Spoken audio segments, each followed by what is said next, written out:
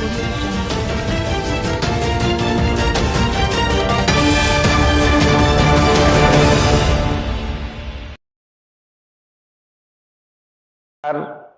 वालेकुम, सत श्री अकाल, नमो बुद्धाय, जय भारत।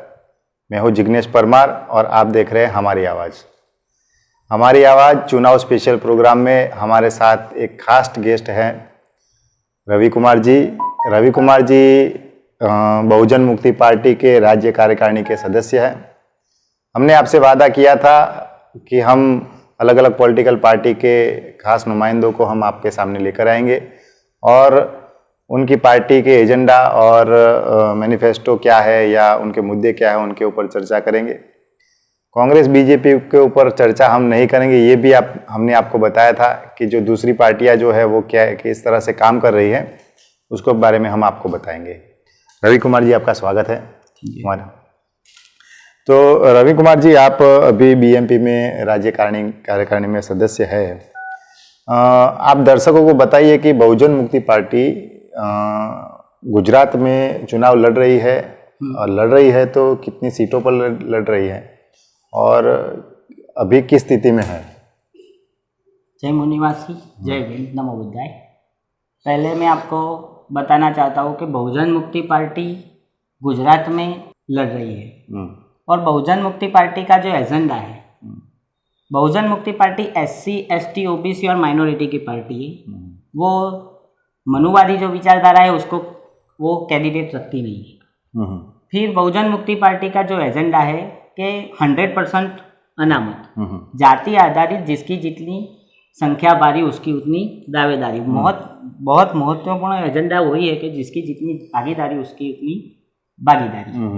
वो उस एजेंडे पे काम कर रही है और SC, ST एक्ट जो कई सारे ऐसे मुद्दे हैं SC, ST के संबंधित, वो ऐसे मुद्दों पे लड़ रही है कि जो अपनी बहुजन संख्या है, बहुजन संख्या को जो दुर्व्यवहार हो रहा है, जो अन्याय हो रहा है, जो सरकारी भर्तियों में अन्याय हो रहा है, जो RTE में भी अन्याय हो रहा है, उसके संबंधित मुद्दों के लिए बहुजन मुक्ति सारे देश लेवल पे कार्य कर रही है और उम्मीदवारी कर रही है। जब गुजरात में आप चुनाव लड़ रहे हैं ऐसा आपने बताया, तो अभी गुजरात में जो स्थिति बनी हुई है कि कांग्रेस और बीजेपी जो दो बड़ी पार्टियां बताई जा रही है कि भाई ये दो पार्टियां कम्पीट में है, तो बहुजन मुक्ति पार्टी का क्या रोल है? वो फाइट में है या किस तरह से चुनाव लड़ रही है? बहुजन मुक्ति पार्टी एज आप मान रहे हो कि कांग्रेस और बीजेपी की बहुत यहाँ चलती है, लेकिन ऐसा नहीं है। दो लोग ऐसी परिस्थिति में कि चुन नहीं सकते कांग्रेस अच्छी है बीजेपी अच्छी। लोगों को चाहिए थर्ड विकल्प, तीजा जो चाहते हैं वो, और थर्ड विकल्प के बतौर हम बहुत आगे चल रहे हैं सभी पार्टियों से। उसका वही रीजन है कि हमारा एक सिद्धांत है, हमारा सिद्धांत तय है, हम फिर जाने वालों में से नहीं है। आज हम कांग्रेस में हैं तो कल भाजपा में हैं, ऐसा कुछ होता नहीं। हम बिकते नहीं, बिकने वालों में से हम है नहीं। हमारा वो जो एजेंडा है वही एजेंडे पे हम काम करते हैं। जो भी हमारी टिकट आए, जो भी हमारा मत आए, उससे हमको ऐसा नहीं लगता कि हम जिसकी जो पलड़ा भारी उसमें चले जाए। हमें ऐसी राजनीति करने नहीं आए, हम व्यवस्था परिवर्तन के लिए आए हैं और व्यवस्था परिवर्तन के लिए लड़ते हैं। हमारे जो सिद्धांत है वो सिद्धांत के अनुरूप ही हम लड़ते हैं। हम किसी के बहकाव में आते नहीं और किसी के बहकाव में जाते नहीं। हमारा मूल एजेंडा जो है, जो बहुजन सरकार बनाना, हमारी संख्या 85% हम लोग हैं, तो हमारी कोई ऐसी पार्टी नहीं।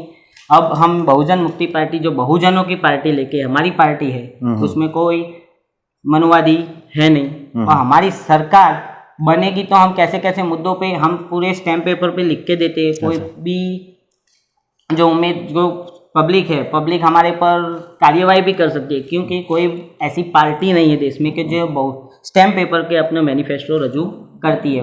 देश की वन ऑफ ऐसी पार्टी है कि जो पोताना मैनिफेस्टो है वो अपने स्टैम्प पेपर पे लिख के देती है। खोटे गलत वायदे ऐसा दावा वायदे करती नहीं है, सिर्फ दावा करती। नहीं, आपने जो बताया जो स्टैम्प पेपर पर चुनावी घोषणा पत्र आपने दिया है, लेकिन जो प्रचार जो है वो आप किस तरह, आपका जो चुनावी घोषणा पत्र स्टैम्प पेपर पर है, लेकिन क्या लोगों तक ये मैसेज जा रहा है कि हमने चुना ये स्टैम्प पेपर पर लिया हुआ है? लोगों की क्या प्रतिक्रिया आ रही है कि भाई स्टैम्प पेपर पर आप मुद्दे दे रहे हैं, तो क्या लोग क्या सोच रहे हैं कि भाई सही में ये होना चाहिए, नहीं होना चाहिए? मैं अभी पहले मेहसाना की बात करना चाहता हूँ। मेहसाना के उम्मीदवार है चौधरी सैदा भाई, वो ओबीसी में से आते हैं। उनका जो मेहसाना में जाति आधारित जो गणतरी हम करते हैं तो चौधरी समाज का बहुत प्रभुत्व है यहाँ पे, और हम जहाँ जहाँ भी जाते हैं तो ऐसा बहुत ज़्यादा ऐसा प्रतिभाव मिलता है कि लोग चाहते हैं कि तीजा विकल्प हो।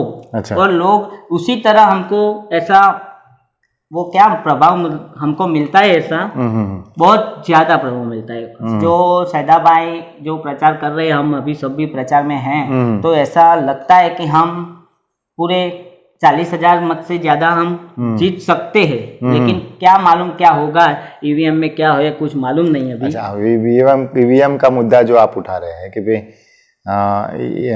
40,000 मतों से जीतने की संभावना है, लेकिन अगर ईवीएम नहीं ठीक से काम करेगी तो नहीं हो सकता। नहीं हो सकता, राइट। तो आपको लगता है कि भाई बीएमपी इस बार कुछ सीटें जीत सकती है? हाँ, 100% जीत सकती है कुछ सीटें। अच्छा, तो कौन कौन सी सीटें ऐसी आपको लग रही है कि जो बीएमपी जीत सकती है?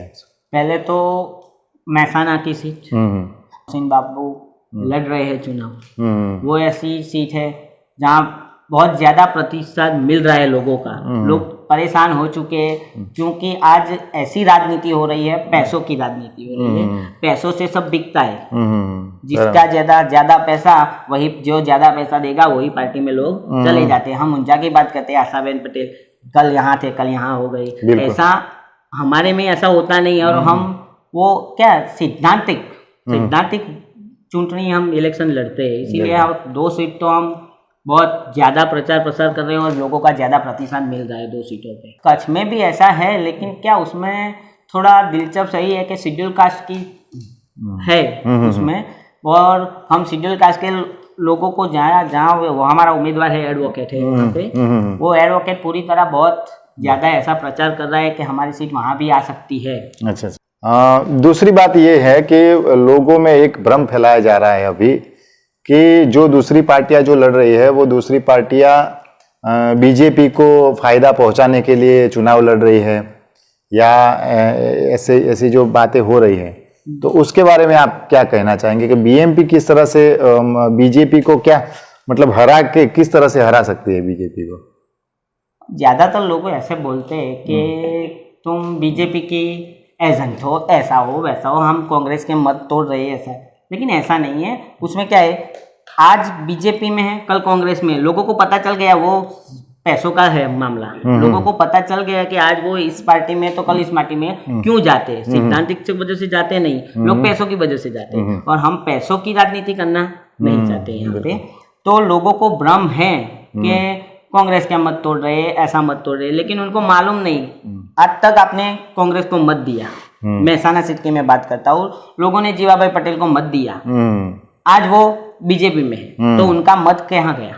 उनका मत वो ऐसा समझ रहे हैं कि उनका मत बेकार जाता है। तो ये आपका 3 साल से जो 3 टर्म से आप मतदान कर रहे हो, तो वो 3 टर्म का मतदान को आपका मत कहाँ गया? लोग समझते नहीं कि ये ऐसा मामला है कि आज यहाँ हो तो कल वहाँ, तो आपका मत बेकार ही जाता है। तो इससे बेहतर है कि बहुजन जो पार्टी बनाई है, हमारी पार्टी बनाई, उनको मतदान करके आगे पहुँचाया जाए।